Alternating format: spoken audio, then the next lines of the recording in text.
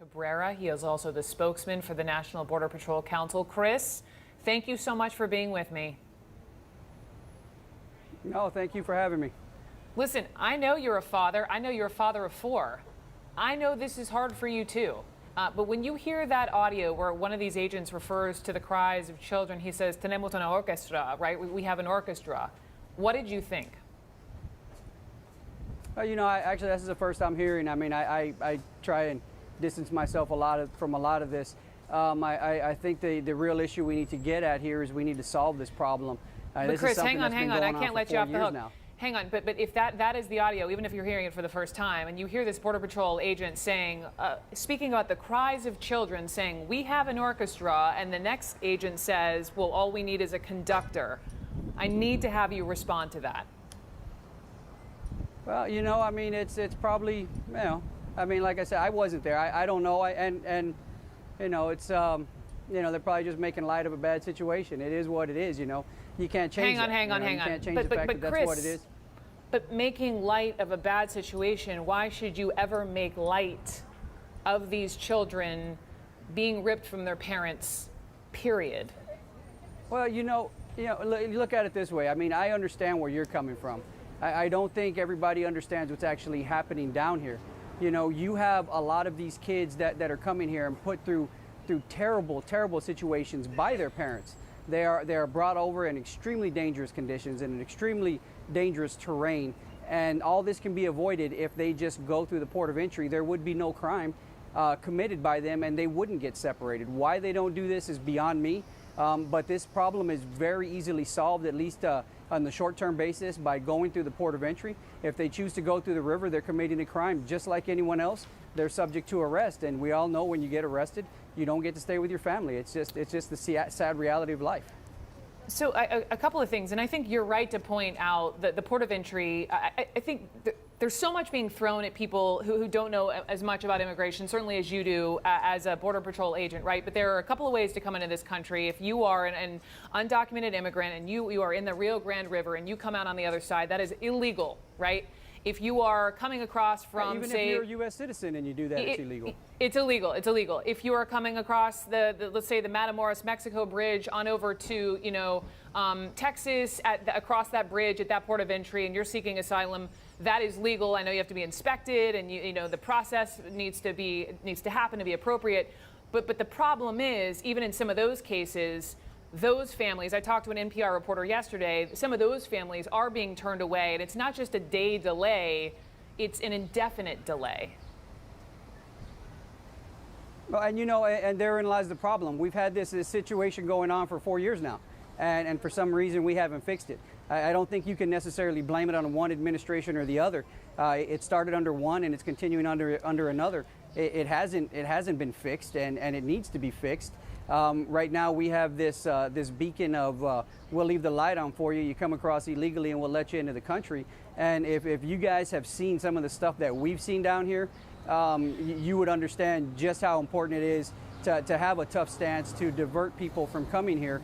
When you see a 12-year-old girl with a Plan B pill, or with their parents put her on birth control because they know that's getting violated as part of the journey, that's just a terrible way to live. When you see a 4-year-old girl traveling completely alone with just her parents' phone number written across her shirt, I mean, come on now, you know, something needs to be done. We had a 9-year-old boy last year have a heat stroke and die in front of us with no family around, and that's because we're allowing people to continue to take advantage of this system. And let's be honest here, if we want this law changed, then we need to, that's on Congress. That's on nobody else but Congress. They need to come in there, they need to get to work, and they need to change this law. Until then, us as Border Patrol agents, we have a duty to enforce these laws, and we'll continue to do it until they change this law, and hopefully they will. No, and let me just underscore some of what you're saying. You know, seeing a 9-year-old boy suffering heat stroke, seeing young girls come to you with Plan B or birth control pills because their parents provide them for them because they know the journey will involve them being raped. This is what you are seeing, and I can't even begin, Chris, to put myself in your shoes. But keeping the focus on the kids, America is outraged by what is happening. And I want you, as Border Patrol agent, can you assure everyone watching that you and your Border Patrol colleagues are treating these children humanely?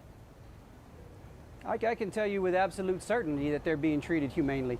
Most of our agents are parents. I've seen guys, and I've done it myself. You give your last bottle of water to a kid, you'll take a toy out of your car to give to one of these kids because you know the situation they're in. You know, agents are very sympathetic. We're human, we're fathers, we have families. We do a lot for the communities here, whether or not a camera is involved. Our agents are very involved, and nobody saves more lives along the southwestern border than the U.S. Border Patrol. And I can tell you for a fact, one of the worst things that you would ever have to do is have to pull the body of a young kid out of the river because they were crossing and they just didn't make it. So something needs to change so we can avoid some of these tragedies that happen. Granted, having these kids in detention centers, obviously it's not ideal, but it's far better than the alternative of a lot of these kids not making it. Yep. Yes, and I know you say, you know, ultimately it's up to you're doing your job, but I know you say it's up to Congress, but actually it is up to President Trump. I mean, they don't have to separate these children from their parents. That is what's different from, say, under the Obama administration versus now. So Chris, just straight up, do you think the president should right now end this policy of separating families? You know, I think you're wrong there. It is a law, and the law needs to be enforced. Regardless, if we don't like a law, we just can't decide which law we're going. As far if you come across that river illegally, you're subject to arrest and a prosecution, and you will get arrested and you will get prosecuted. If you don't like that option, then you can go through the port of entry. Listen, I absolutely hear you, and I respect that law. I hear you, and I respect that law, but there is no law on the books that says if a family comes over illegally, that the parents and the children need to be separated. It's a zero tolerance policy that the Trump administration put into place this spring. That's the difference between now and a couple of years ago. Well, you know, and the thing is not every family is getting separated. Some are, some aren't. It depends on the circumstances. If you have a criminal history, for instance, just a couple days ago, we caught a guy coming across with his 5-year-old daughter, and we had to separate that family. Reason being, he had a criminal conviction and he was subject to prosecution. He had a criminal conviction for rape here in the United States. So, I mean, we obviously we wouldn't want that guy walking free, but we had to separate that family. Sure. I and don't what see happens to anybody his up in arms daughter? over that one. Sure. No, and I think that yes, if you're a criminal, go ahead. What happens to the little girl? Yeah, she's gonna get she gets placed in a center until they can find some family that they can place her with, whether it's here in the United States or back in her home country. And you know, another thing that we look at is we get all the time, daily, that people are claiming to be family units and they're not.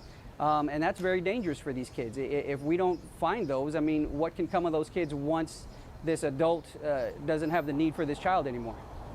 Sure, and I know some children are used as mules, are they not?